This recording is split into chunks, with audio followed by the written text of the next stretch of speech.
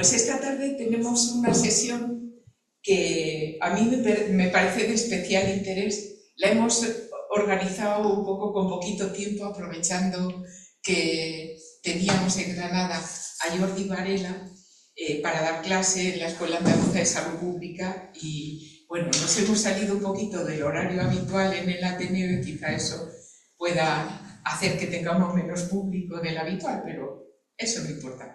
El tema es la selección, ¿no? Entonces esta tarde contamos con nosotros, por una parte está Joan Carles March, ¿verdad?, que es socio del Ateneo, y bueno, él es doctor en medicina y especialista en salud pública y muy conocido probablemente para los que estéis en este mundillo porque sobre todo en los últimos años pues se ha convertido en un divulgador científico en los temas de salud pública y gestión sanitaria de primera, pues que hace a través de las redes sociales llegar por una parte temas novedosos en estas materias y por otra parte también a los protagonistas de esos temas a través de sus entrevistas en TikTok y en otros medios, ¿no?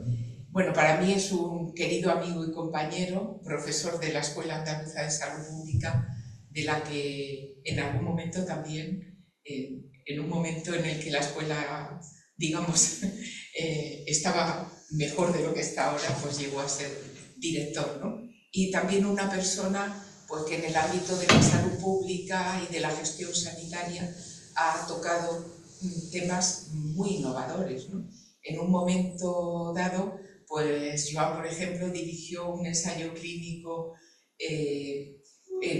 sobre tratamiento con heroína en personas con esta adicción, que fue pues, una historia atrevida y que tuvo unos resultados muy interesantes. También ha trabajado en el ámbito del mundo de los pacientes con cronicidad en la Escuela de Pacientes, de la que ha sido codirector, y en el ámbito de la gestión sanitaria, pues fundamentalmente en temas de gestión de profesionales con modelos o con enfoques muy novedosos, como es el de la gestión de las emociones.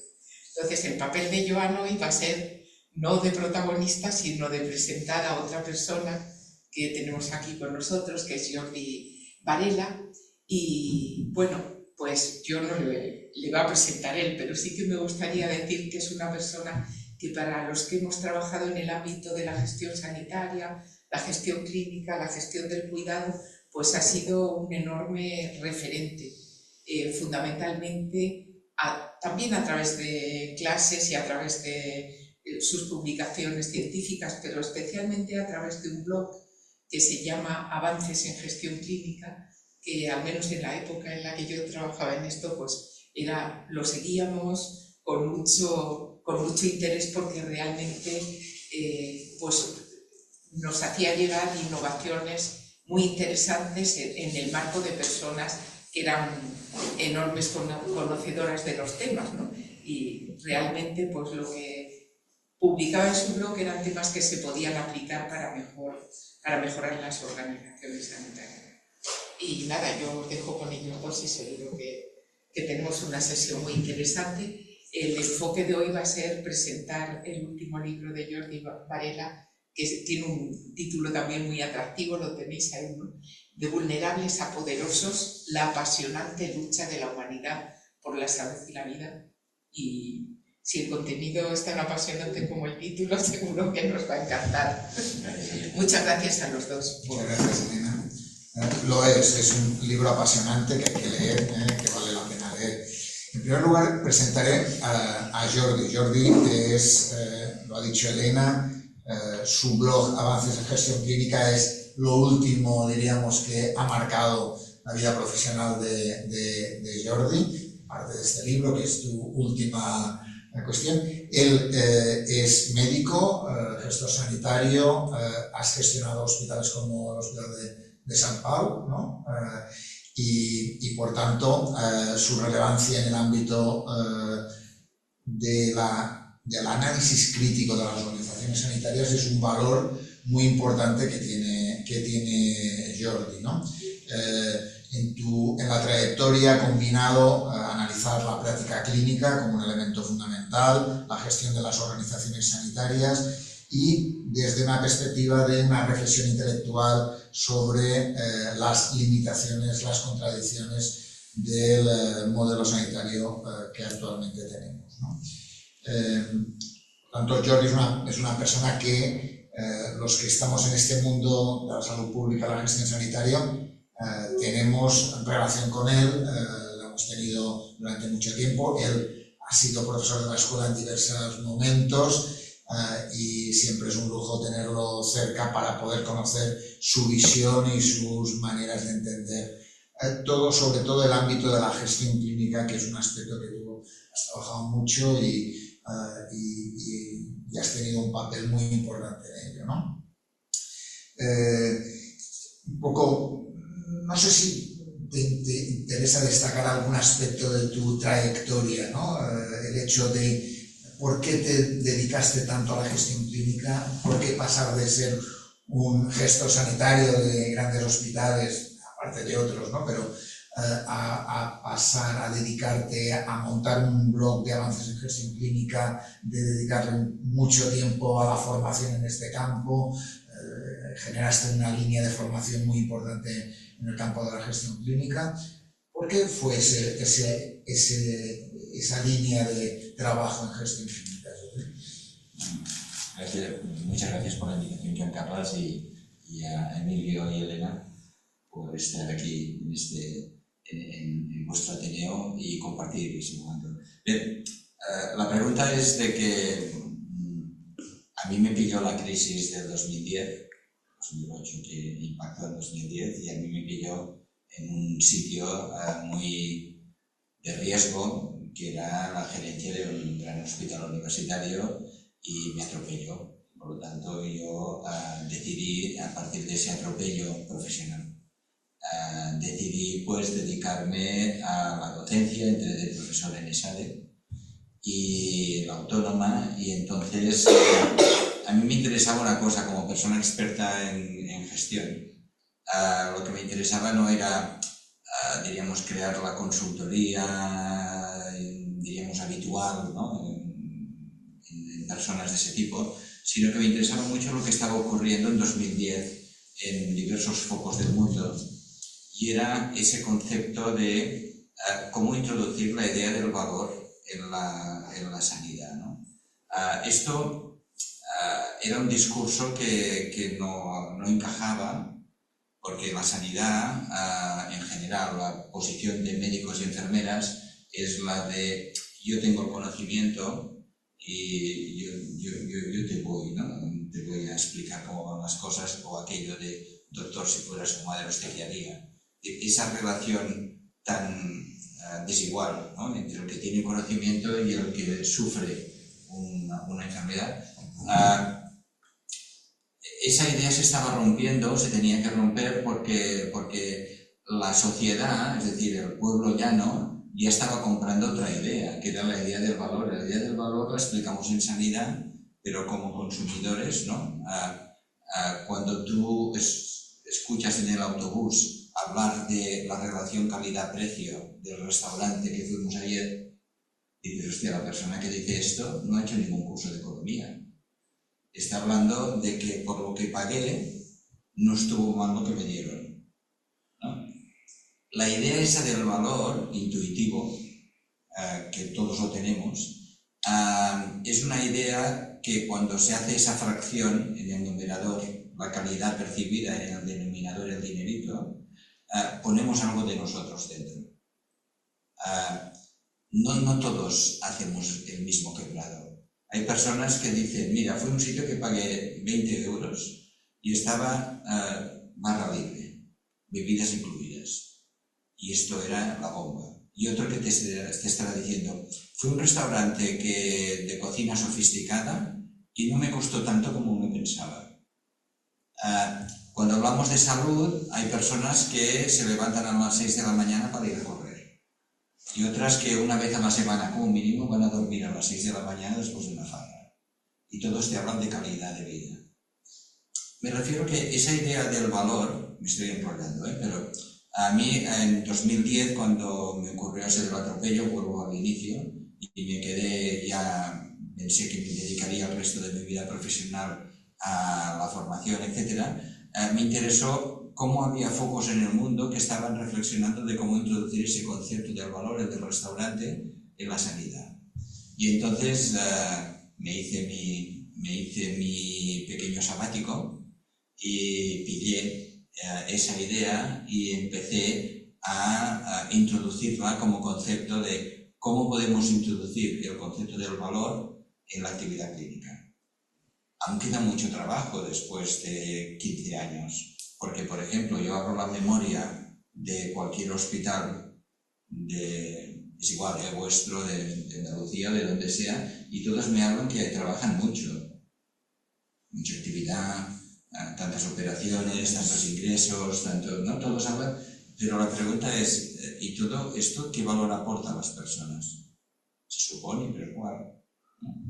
La idea, por lo tanto, que me motivó fue no hablar de gestión, sino hablar de cómo introducir el concepto de valor, que el pueblo ya lo había comprado y nosotros como pueblo ya lo habíamos comprado, a unos profesionales que son como intocables, porque lo que tienen que responder es a objetivos de actividad.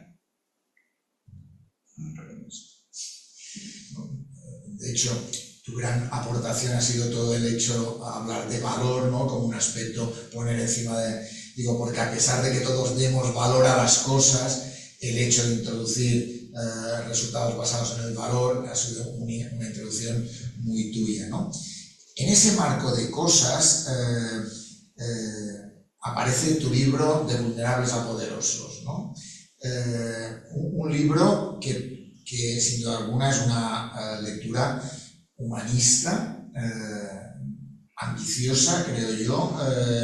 Partes de una constatación, diríamos, que la mayor parte que el ser humano fue una especie profundamente vulnerable, diría, y que estuvo expuesto a enfermedades infecciosas y a unas condiciones de vida precarias y que generó una alta mortalidad, ¿no?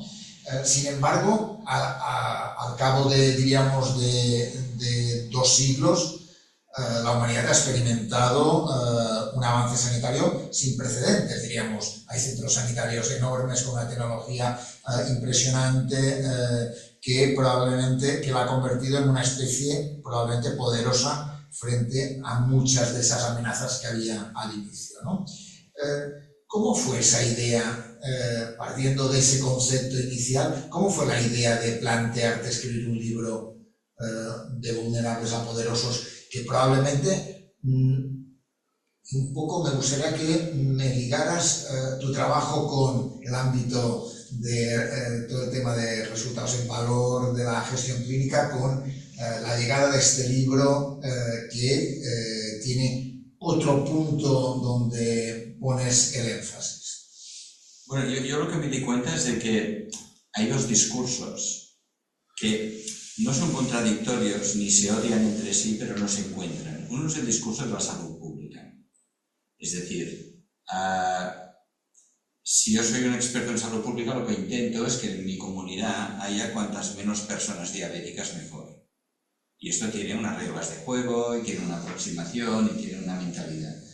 Si yo soy un médico de familia de esa misma comunidad, mi objetivo habitualmente es tratar a los pacientes diabéticos lo mejor que yo sé. Es un discurso de la clínica, tratar lo mejor que yo sepa, con un discurso de la salud pública, cuantos menos enfermos mejor. Y esos 2 discursos no se encajan. No se ven, no se miran, ¿no? Y ese libro es un esfuerzo intelectual para hacer dialogar esos 2 discursos. Esa es la idea, ¿no? Fácil no es, ¿no? Fácil no es, pero yo lo tenía que probar. Uno de los ejes clave del libro es la crítica a la desconexión entre salud pública y medicina clínica de alguna forma, ¿no? Tú hablas de que ambas buscan mejorar la salud, pero se ignoran mutuamente, diríamos, ¿no? ¿Cuál es el planteamiento para ayudar a que esos 2 mundos separados que tú has puesto uno delante del otro para poder verse de otra forma pueden ayudar a entenderse, ¿crees? Yo pienso que una de las cuestiones que pongo énfasis es en llegar a determinar cuál es la influencia de cada una de esas aproximaciones. Es decir, esto no vale entre iguales. Explico. La medicina en el siglo XX tuvo un gran salto, como tú ya decías. El gran salto fue espectacular. Pongamos por un ejemplo. La gente hace 100 años se moría de cólico miserere. No sé si sabéis lo que quiero decir, el cólico miserere, a ver quién sabe latín. El cólico miserere. Yo soy economista. El cólico miserere, pues ya te lo voy a explicar. El cólico miserere era morir de apendicitis. Es una peritonitis. Hace 100 años los niños cogían apendicitis y al cabo de 3 o 4 días morían de una muerte horrible. No sabemos latín ni tú ni yo, pero ya te suena mal rollo. O sea, imagínate morir de una peritonitis. Esta era la medicina que dábamos hace 100 años. Es decir, y los hospitales eran hospicios, sanatorios, lazaretos, manicomios. La medicina no había evolucionado en absoluto, no daba una efectividad en sus acciones, ¿no?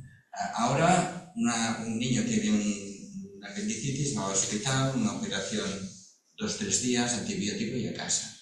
Este es Cuando acabó la Segunda Guerra Mundial, tú que eres economista, entenderás una cosa muy importante. A los médicos les pasó 2 cosas. Una, que habían aparecido antibióticos, habían aparecido intervenciones quirúrgicas, anestesia, todo esto era muy novedoso, pero había aparecido una cosa muy importante, que los gobiernos habían decidido gastar un gran dinero en la protección de los trabajadores y habían creado la seguridad social.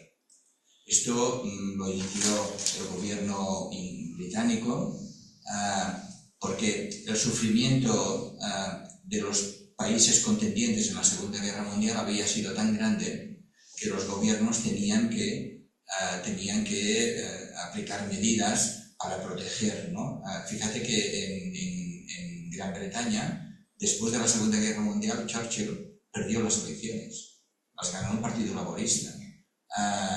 Y era o sea, el que había ganado la guerra perdió, y era porque el pueblo necesitaba un poco de protección. Resumiendo, había una gran cantidad de personas que antes de la guerra iban a la caridad, ¿cómo se llamaba? Caridad, la beneficencia, y que entraron en un sistema de protección muy imperfecto aún, pero los médicos se encontraron en los años 50, 60 que tenían tratamientos efectivos, por fin, no 100%, pero podían curar la tuberculosis, que esto era terrible, ¿no? Y tenían unos palacios que el mismo Franco construyó y que hizo una red de hospitales, les llamaban residencias sanitarias de la Seguridad Social. En Barcelona se llamaba Francisco Franco, que ahora es el Vallebrón, y aquí pues sería ¿cómo se llamaba? Aquí Ruiz de Alda. El Ruiz de Alba. Ruiz de Alda. Ruiz de Alba. Que es el actual Virgen de las Nieves. El Virgen de las Nieves. En Málaga, Carlos. Pues fíjate, de golpe y porrazo había el Palacio del Conocimiento, donde había tratamientos efectivos y había dinerito. Lo que antes eran hospicios regentados por monjas. Esto dio la clase médica se lo creyó y dio un impulso muy grande, y en medio de esto apareció un epidemiólogo inglés que empezó a estudiar qué había pasado en el siglo XIX en Inglaterra y Gales. Y él con tranquilidad sacó un libro que se llamaba La Medicina Social, tenía un título algo así, Medicina Social, y este epidemiólogo lo que hizo fue demostró lo siguiente. Imaginemos, lo voy a pasar a números muy sencillos, pero son números, diríamos, que ¿cómo se llama ahora? Basados en la realidad. Imaginemos un pueblo inglés, 1850, 100 habitantes, un pueblo teórico, cada año morían 6 personas de tuberculosis. Esto eran cifras epidemiológicas del siglo XIX. Vamos a ese mismo pueblo, 1950, en lugar de morir 6 personas cada año de tuberculosis, moría una. De 6 a 1. Y aún no habían aparecido los antibióticos. 1950, aún la rifampicina aún no estaba. ¿Qué había pasado? Pues que había unas condiciones sociales en 1950 distintas a las de 1850. Llámale alimentación, llámale higiene, llámale lo que sea. Pero no era medicina. ¿Qué le tocaba a la medicina? Curar a esta una. Pero no a las 6, porque 5 se habían curado sencillamente por... Y esto creó un debate muy grande en aquel momento, los años 60-70, entre los defensores de la preponderancia de la medicina como gran salto adelante y los de la, digamos, tesis social, ¿no?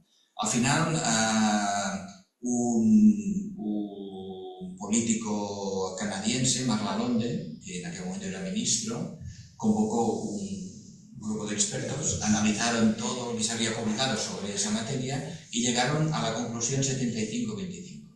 Son números redondos, no hay 80-20, dejémoslo en 75-25. Es decir, las condiciones sociales en las que vive la gente influyen en la salud de la población, 75%.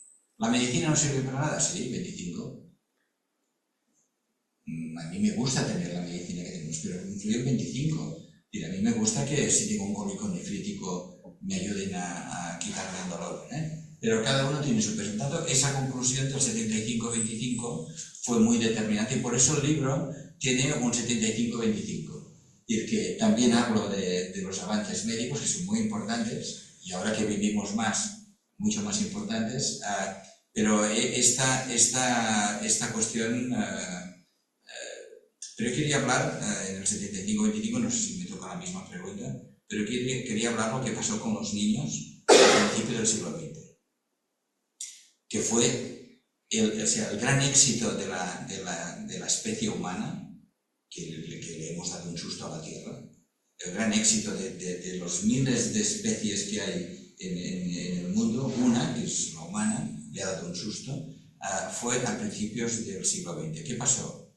Pues que con la vulnerabilidad de la especie humana, la misma que todos los animales, las mujeres tenían muchos hijos porque se morían mucho. La tasa de fertilidad de una mujer, en números estadísticos, estaba alrededor de 6 y pico, 7. Si cada mujer tenía de media 6, 7 hijos porque se morían mucho. Es decir, la mitad no llegaban al año. ¿Qué pasó a principios del siglo XX? Pues que apareció una cosa que le llamaremos agua potable, otra cosa que le llamaremos higiene, otra que le llamaremos alimentación y otra que le llamaremos vacunas a lo largo de la primera parte del siglo XX. La suma de esas cosas que he dicho hicieron que la mortalidad infantil cayera en picado. Y las mujeres seguían con el 6-7. O sea, lo que han visto los demógrafos es que entre que en una sociedad viene el bienestar de que los niños se dejan de morir masivamente y las mujeres reaccionan con una baja natalidad, han pasado como mínimo 2 generaciones. Y en estas 2 generaciones se ha roto el equilibrio demográfico, es decir, paríamos mucho porque se morían muchos, ahora dejan de morirse y durante un periodo de 2 generaciones estamos con una fertilidad alta y una natalidad baja. No lo he dicho bien. Y una tasa de mortalidad infantil baja. Estas 2 generaciones es el salto. Hemos pasado de 2.000 millones en la Tierra al año 1930 a 8.000 actuales. Le hemos dado un susto a la Tierra, pero el éxito no ha sido las operaciones de corazón abierto, que muy bien, salvan vidas, pero es muy bien. El éxito ha sido la caída de la mortalidad infantil y que las mujeres, pues para creérselo, ahora hablo antropológicamente, no una mujer, sino las mujeres como una parte del 50% de la especie humana, pues a 2 generaciones, y esto se ha visto en la transición demográfica que ha pasado en los países asiáticos. En lugar de pasar hace 100 años, ha pasado hace 30, 40. Y ha ocurrido exactamente lo mismo. Ahora las mujeres en Irán, a pesar de la presión religiosa, han bajado la natalidad espectacularmente, porque finalmente se han refiado de que los niños dejaban de morir, básicamente. Esa cuestión ha sido el gran salto adelante que nos ha convertido de vulnerables en poderosos. Ahora el problema es cómo gestionamos ese poder. ¿Y en qué sentido? Es decir, de alguna forma, el informe de Alon, que has explicado muy bien, marca ese 75-25 que decías, ¿no? Pero hay una evidencia sobre más o menos como unos porcentajes. Hay alguna gente que habla que podría ser un poquito mayor, pero vamos, en todo caso. ¿Por qué crees que esa proporción sigue sin reflejarse en las prioridades de inversión, en la planificación sanitaria, en cómo se plantea las políticas alrededor de esos temas? Fíjate, el 75 no es sanidad, el 75 es sociedad. Y las sociedades tienen una cultura. Fijaros lo que pasa en Estados Unidos.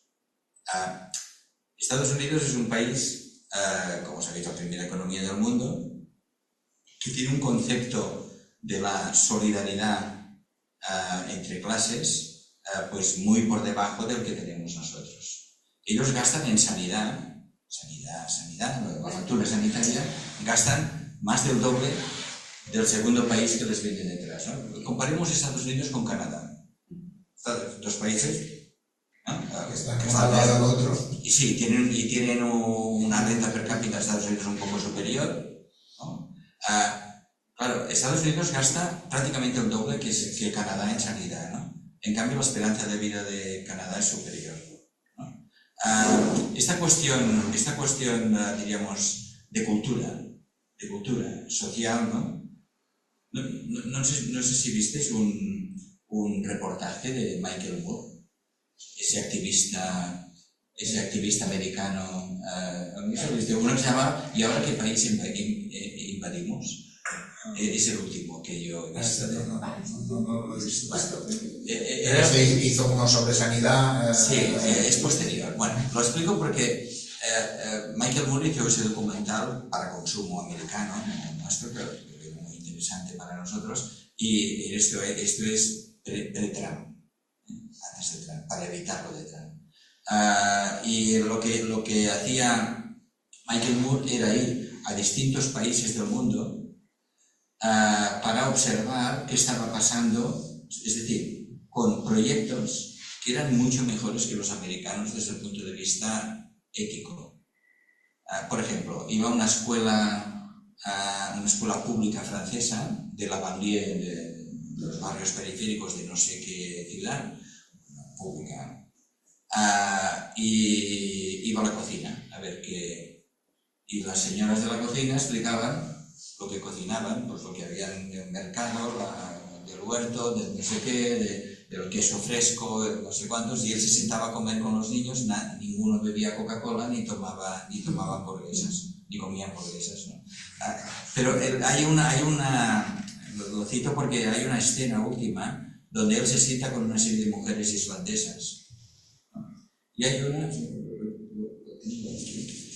una mujer que dice, una mujer islandesa, dice, no querría vivir en los Estados Unidos por la manera como tratáis a vuestros vecinos.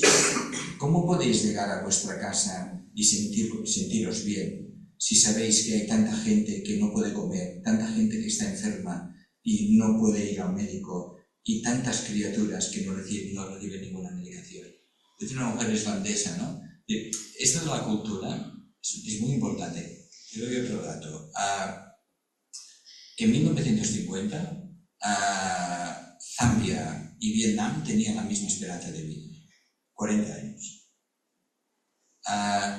En 2020, Vietnam tiene una esperanza de vida de 72 años y Zambia continúa en 40.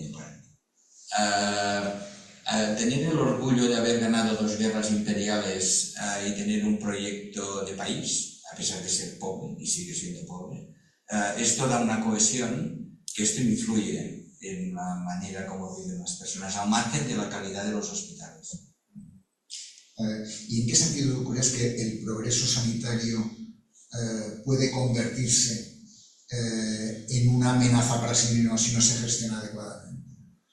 De alguna forma, habla un poco en la línea de lo que has planteado. Creo que hay que reflexionar sobre cómo debe ser el progreso, ¿no? Un poco si nos... Bueno, el sistema sanitario nuestro, pero de todo el mundo, ha caído también en el consumo. Yo he explicado que tiene que adoptar el tema del valor, pero ahora ha caído en el consumo. Ahora se estima que un 40% de las actividades clínicas que hay en todo el mundo no aportan valor a las personas. Es decir, los sistemas sanitarios están, diríamos, muriendo de éxito después de tener aquel boom de los años 50 y 60 del siglo pasado. Ahora, claro, era un boom para salvar vidas, ¿no? Pero ahora, claro, hemos creado una generación de viejos, y me incluyo, que claro, ya no necesitamos tanto que nos salven la vida, sino que nos cuiden. Me explico, una persona de 50 años tiene un infarto de miocardio, código infarto, pim pam, somos muy buenos. Si le cogemos a tiempo, salvamos la vida, porque tenemos un sistema, ¿no? Muy bueno. Esta misma persona que le hemos salvado la vida, a los 88 años, tiene una insuficiencia cardíaca, porque claro, tiene un corazón que ha sufrido, vive sola y tiene un problema, diríamos, social, etc., ¿no? Y se le va un poco la cabeza. Y intentamos aplicarle las mismas urgencias que aplicábamos cuando tenía 50 años. Ahora necesita otra cosa. Necesita una enfermera, que le cuiden, que no necesita un box de urgencias. Y el sistema sanitario está perdiendo mucha fuerza, aquí y en todo el mundo, por culpa de que no está haciendo este giro de pasar de curar, es decir, de salvar vidas, que hay que seguir haciéndolo, pero a cuidar, ¿no? Y ese cuidar es lo que va a marcar los sistemas sanitarios ahora y en los próximos años, porque es lo que la sociedad necesita, pero aquí no lo estamos haciendo nada bien. En la línea de que tú eres una persona que trabajas en temas de formación, ¿tú crees que la formación de los profesionales sanitarios, en los cuales tú también estás metido, refuerza esa separación entre lo clínico y lo poblacional? Es decir, ese 40% decías, donde el sistema sanitario tiene valor, diríamos, la formación de los profesionales refuerza ese que vayamos a ese 40% en lugar de mejorarlo. Mira, la peor de todas es la formación de los médicos. Las enfermeras no voy a criticarlas, porque yo pienso que las escuelas de enfermería tienen una línea formativa basada en el cuidado, habría cosas que actualizar. Pero no es porque formemos mal a los médicos, sino porque seguimos la línea americana que se inició en el siglo pasado y que esa línea está formando médicos muy buenos en técnicas, muy buenos. Es decir, ahora tenemos unos cirujanos cardíacos, unos neurocirujanos excelentes, pero esos mismos médicos no nos están dando respuestas a nivel efectivo en un entorno comunitario. Tenemos un problema de formación. Fíjate que las notas de corte y el propio sistema MIR se ha vuelto un poco en contra, porque claro, ahora solo seleccionamos para hacer medicina pues gente con un nivel estratosférico, que lo que pretenden, y está bien que así sea, es ser investigadores como mínimo. Pero alguien tiene que hacer la medicina de familia, la geriatría, la medicina interna, la psiquiatría. Alguien tiene que hacer esta medicina más social que está a medio camino entre el 75 y el 25. En esa parte no estamos formando médicos apropiados en ese tema. Y en ese sentido, ¿qué es lo que deberíamos hacer para cambiar ese modelo, ¿no? Es decir, incluso diría, ¿qué indicadores deberíamos usar para medir el valor en los sistemas sanitarios y, por tanto, si los midiéramos, nos permitiera pensar en una formación que ayudara a llegar a esos resultados basados en el valor? Mira, yo pienso que la esperanza está en los pacientes, porque cuando un paciente tiene un arrechucho que le va la vida, pues está como un pajarito, lo que sea, nosotros seríamos los primeros. Pero cuando un paciente tiene una enfermedad crónica, y me refiero a una enfermedad crónica en el sentido de una diabetes, una bronquitis crónica, una insuficiencia cardíaca, pero también me refiero a una enfermedad neurodegenerativa, una enfermedad oncológica, una enfermedad psiquiátrica. Esos pacientes, o sea, cuando te dan un diagnóstico que no te lo vas a quitar de encima en la vida, uno acaba sabiendo más del sistema sanitario que los propios profesionales. Los sistemas que avanzan ahora están dando no solo voz a los pacientes, sino que los están incorporando a los equipos de trabajo. Es decir, cómo los pacientes pueden cambiar la manera como prestamos los servicios. Este será el tema, porque los profesionales de por sí, por formación, no van a dar el giro. Y por tanto hay que profesionalizar pacientes e incorporarlos en los equipos de trabajo para que cambien. Esta es mi propuesta. Una propuesta interesante, ¿no? Te la compro. De todas formas, Sabía que me la compro. ¿Y cómo se puede compatibilizar? Es decir, todos tenemos un legítimo deseo de mejor bienestar individual, ¿no? Todo el mundo tal, ¿no? ¿Cómo podemos compatibilizar ese legítimo deseo de un bienestar individual en un contexto donde hay que marcar unos límites del planeta a nivel ecológico y, por tanto, tener en cuenta que no nos podemos pasar de uso de recursos para no destrozar el sistema? Bueno, ahora esta película es distinta. Mira, en el mundo estamos ahora 8.000 millones, ¿vale? Según el análisis que hizo Hans Rosling, supongo que lo conoces, un profesor sueco de salud pública, dijo, de esos 8.000 millones, hay 1.000 millones, que estamos en la franja de por encima de $32 al día. Pero hay 1.000 millones que están por debajo de $2 al día.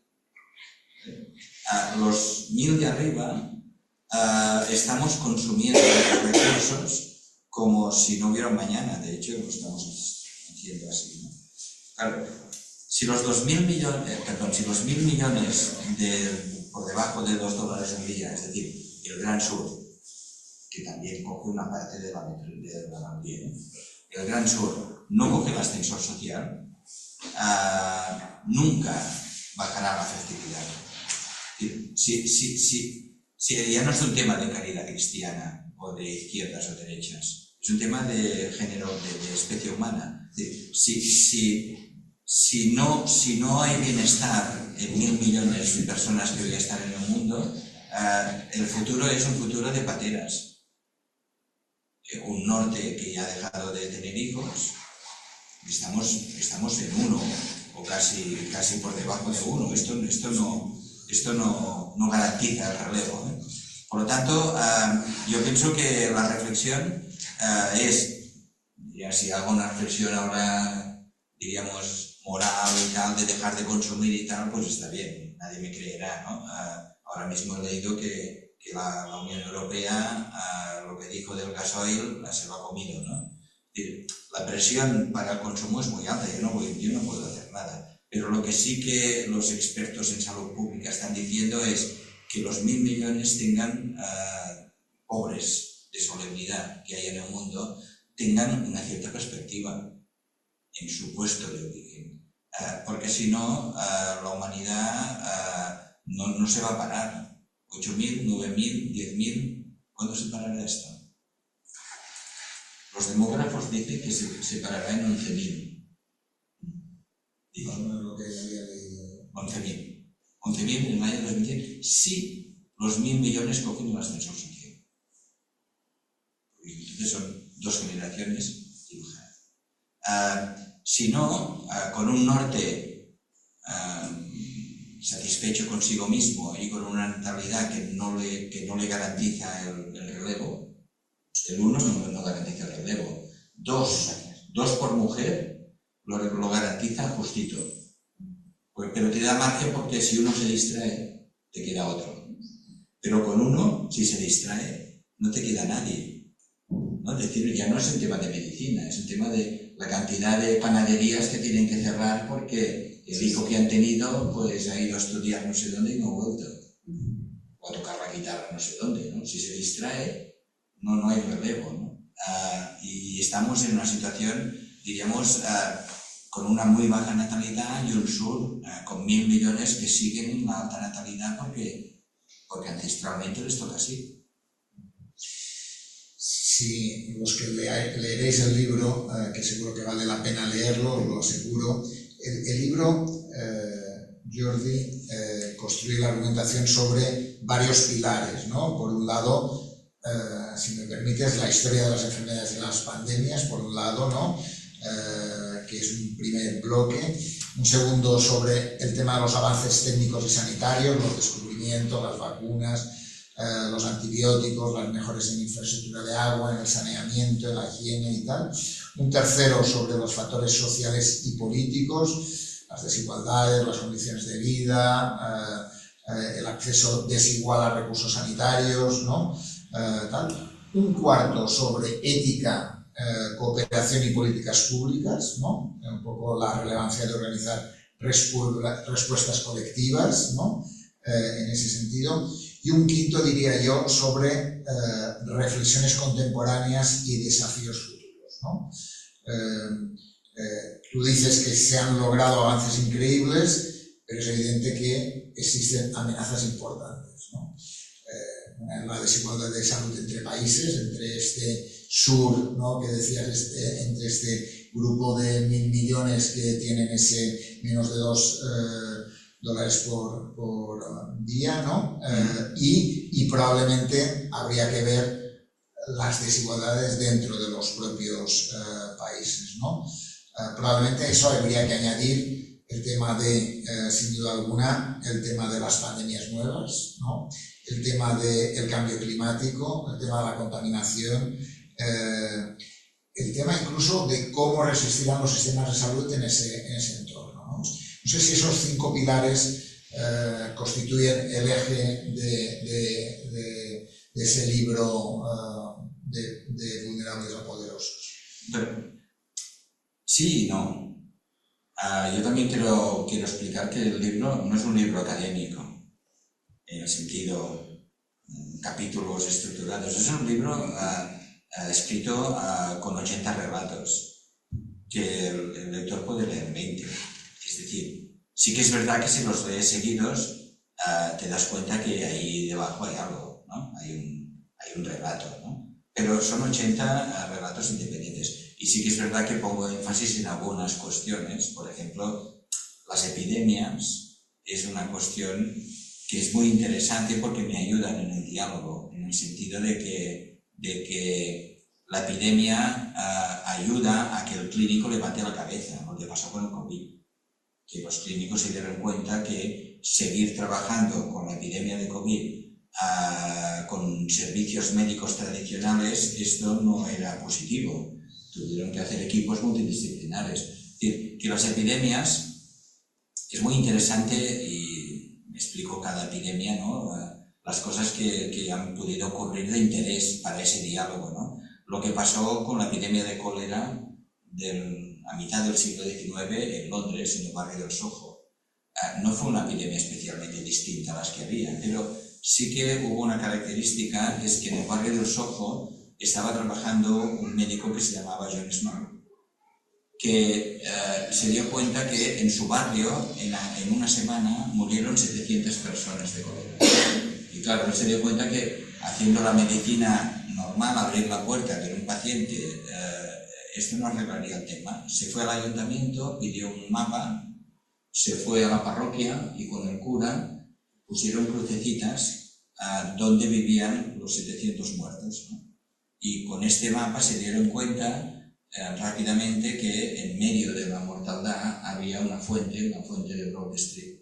No tenían ni puta idea, si me permitís la expresión, de lo que era una bacteria, pero con ese trabajo de un médico que salió de la consulta para ir a la comunidad, se dio cuenta que el ayuntamiento tenía que cerrar esta fuente. Si vais a Londres, en Broad Street hay un monumento a esta fuente, porque la cerraron y paró la película. No tenía ni idea de qué había pasado ahí, pero esa cuestión de salgo de la consulta, de mi cubículo, ¿no? Sí, y voy a la comunidad, es una cuestión que interesa. Y de cara al futuro, para los proyectos, esos que nos preocupan de futuro, quiero explicar que el 75-25 se cumple siempre inefablemente.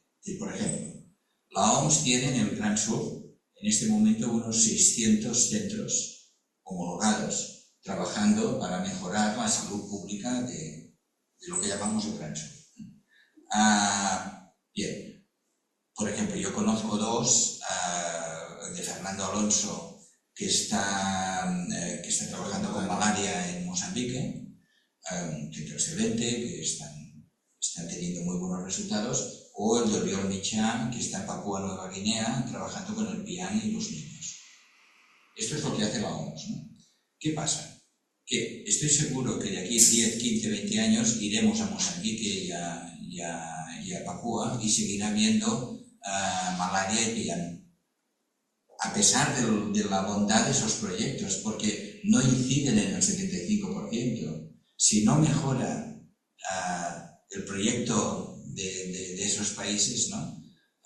Lo que ocurre con la ablación de clítoris en el África subsahariana. Hay unos proyectos de la UNESCO, no solo de la OMS, ¿no? Y directamente algunos de la ONU, que están trabajando con los gobiernos, están trabajando con las tribus, con las comunidades locales. Los números que tenemos son de que con estos proyectos se está evitando unas 500.000 ablaciones al año. Pero es que se calcula que hay 4 millones. 500.000 sobre 4 millones son menos que el 25%. Es decir, si no hay el cambio de mentalidad, lo que hablábamos de los americanos, la mentalidad de los pueblos es muy importante. En este momento los expertos, yo no lo soy, en esos aspectos de salud pública en el Gran Sur, dicen que la comunidad internacional tiene medios suficientes para que estos 1.000 millones de personas mejoren y dejen de pasar hambre y tengan ahí aún. Pero hay un problema de mentalidad. ¿Cómo vas a mejorar la calidad de vida en Afganistán? De las mujeres de Afganistán. Es un problema de mentalidad del pueblo. No es un problema técnico. Yo pienso que los 1.000 millones es un problema técnico. Es un problema de que hay una resistencia sobre que Occidente no pase por encima del tema. Por tanto, dicho de alguna forma, para ti el riesgo sanitario está en lo social, en ese 75, ¿no? Es decir, que donde habría que incidir. Por eso yo te preguntaba al inicio un poco cómo podríamos cambiar las prioridades de ese 75-25, cómo deberíamos invertir para que el 75 tenga más peso a la hora de las inversiones que hacemos, ¿no? O para que la tecnología que nos ayuda a mejorar alguna pequeña parte, muy pequeña, de lo que es la salud de la población, no se convierta en el eje único de... Pero es que esto no es un tema de presupuestos, es un tema, como he dicho antes, de mentalidad de la sociedad. Cada sociedad tiene sus ritmos. Fíjate, Reino Unido y España son dos países que desde la guerra, la suya y la nuestra, han puesto énfasis en un sistema sanitario público de libre acceso. Han pasado de lo que era la seguridad social de trabajadores a un sistema universal público. En cambio, hay países que esto no lo tienen claro. En cambio, España, en el tema de la vivienda, pues ahora ahora ha saltado a la palestra el tema de la vivienda, ¿no? Que es un derecho y que está en el 75. Cuando hay países europeos que tienen unas cifras de vivienda pública pues que están 4 veces por encima de la de España, porque le han puesto una gran importancia, ¿no?, al tema de la vivienda. Yo pienso que cada país, con los determinantes sociales de la salud de ese 75, yo pienso que tiene sus ritmos políticos, pero no es un tema del presupuesto de la sanidad. Una cuestión de capacidad mental o de maduración. De maduración, de llegar a una visión de que por ahí podría ser donde deberíamos invertir, ¿no? Sí. Poder invertir, digo, a nivel conceptual, ¿no? Diríamos. Sí, pero hay culturas que, aunque vean la evidencia, no quieren. Estados Unidos no quiere el acceso universal a los servicios de salud, no lo quiere. Y los demócratas tampoco. No es un tema de los republicanos. Los demócratas son los primeros que dicen que si uno ha fumado, que se joda. Yo no le voy a pagar la operación de cáncer. Y esto es así, es un tema de cultura de país. Y la evidencia dice que el acceso universal a los servicios de sanidad, esto es, diríamos, mejora la salud de la población. Es decir, y incluso es más barato que el sistema que ellos tienen, ¿no?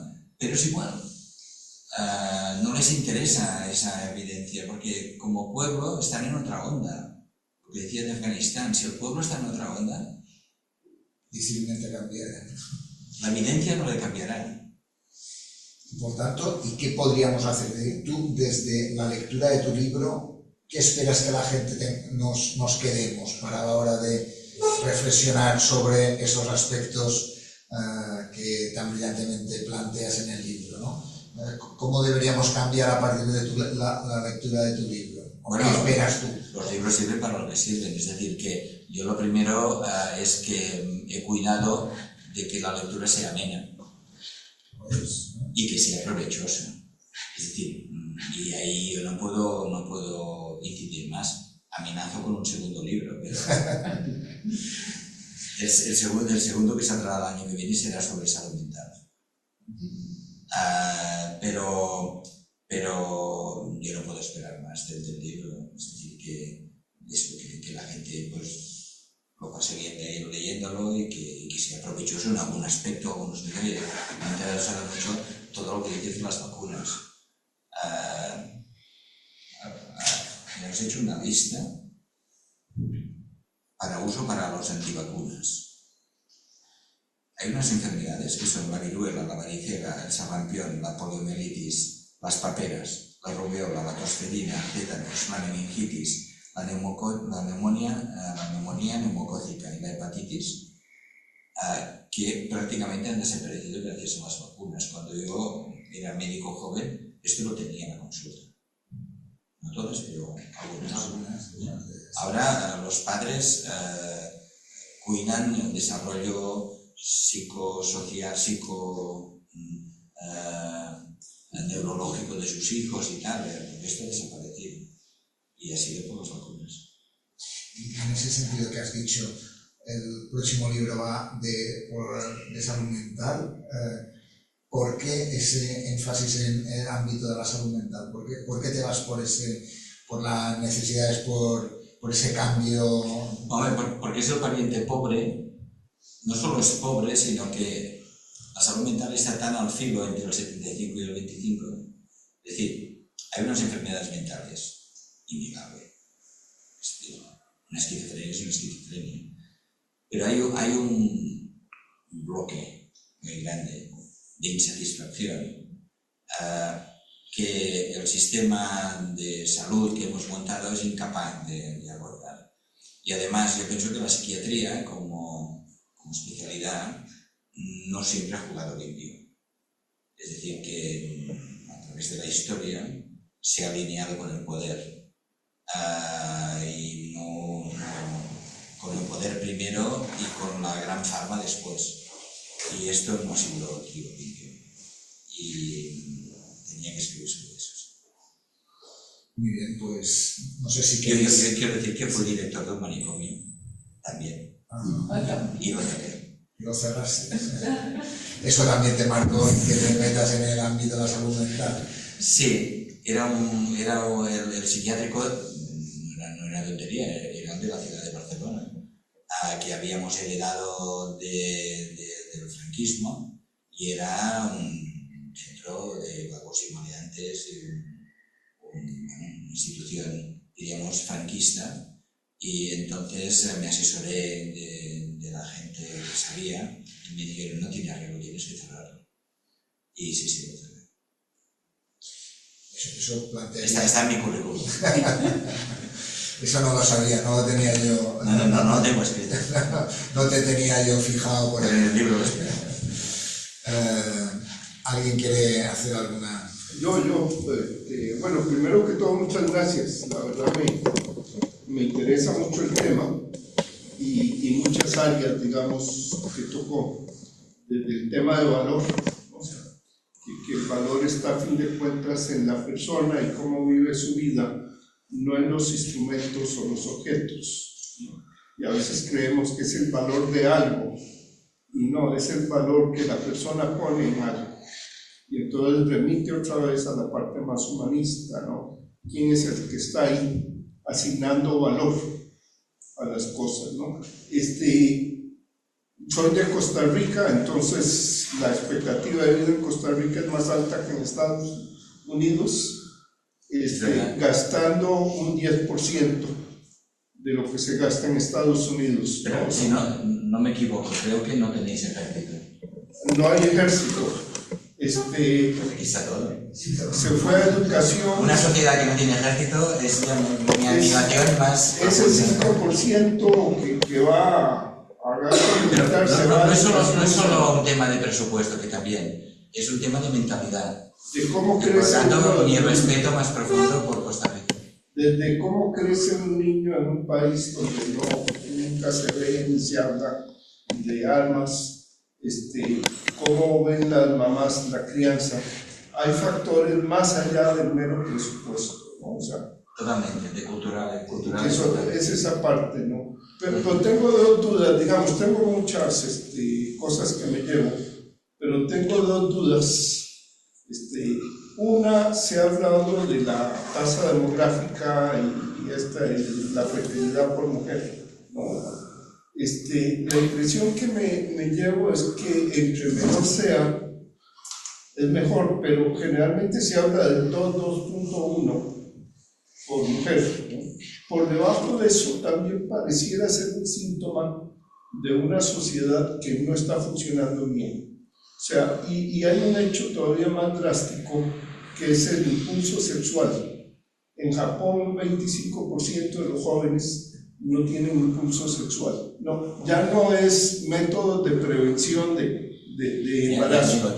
Es simplemente, yo no sé si ya cuando una sociedad anda por debajo de 2, y en estos casos extremos como Japón, Corea, ya no es una señal de que algo no está funcionando en una sociedad donde la gente no quiere tener hijos. Ya no es 4 o 5, simplemente no quieren tener hijos, no tienen impulso sexual. ¿No es eso también una manifestación de alguna falla en el contexto en el cual los seres humanos se están desarrollando?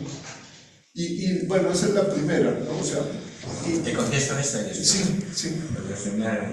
El hecho de haber pasado de vulnerables a poderosos no es de vulnerables a perfectos. Es decir, ahora nuestro problema es nuestro poder. Los números de fertilidad, como tú decías, no hay ni buenos ni malos. Cada número de fertilidad se adapta al tipo de sociedad, porque las mujeres, como colectivo, lo leen. El 6, 7 es de una sociedad que los peligros y los riesgos de los niños son muy elevados, y esto es la tasa normal de nuestra especie, diríamos, que ha sido durante siglos y siglos y siglos, y da para defenderse, ¿no? Bajar de 2, como tú decías, ¿no? Es que en la sociedad hay un adjetivo que no utilizo mucho, pero que lo explica muy bien, que es una sociedad hedonista. Es Hemos entrado, y el Japón sería la primera, ¿no? Una sociedad que hemos creado unos niños, unos hijos, ¿no? Que viven en un entorno en el cual creen que la especie humana siempre ha sido así y por lo tanto no tienen ninguna responsabilidad como tal y dimiten. Ya tienen sus centros de interés, dimiten. Ahora casi todos los países avanzados están en el 1 y pico, y esto es evidente. No hay que ser demógrafo, que no, como he dicho antes, no garantiza la reposición de nada, ni de la panadería del padre, ¿no? Por lo tanto, hay que importar de los que están, ¿no? Pero entonces, no porque son de otro color, pero es una realidad. Bien, en todo caso, los números son los que son, y mi respuesta es que nuestra sociedad se ha convertido en tan poderosa, estamos tan convencidos de que, además ahora hay todos los locos de la vida eterna, que ahora tenemos que ser eternos, nos hemos gustado tanto que hemos creado unos hijos hedonistas, ¿no? Esta era la primera. La segunda tiene que ver con todas estas muertes de desesperanza que se está hablando mucho, ¿no? Despair.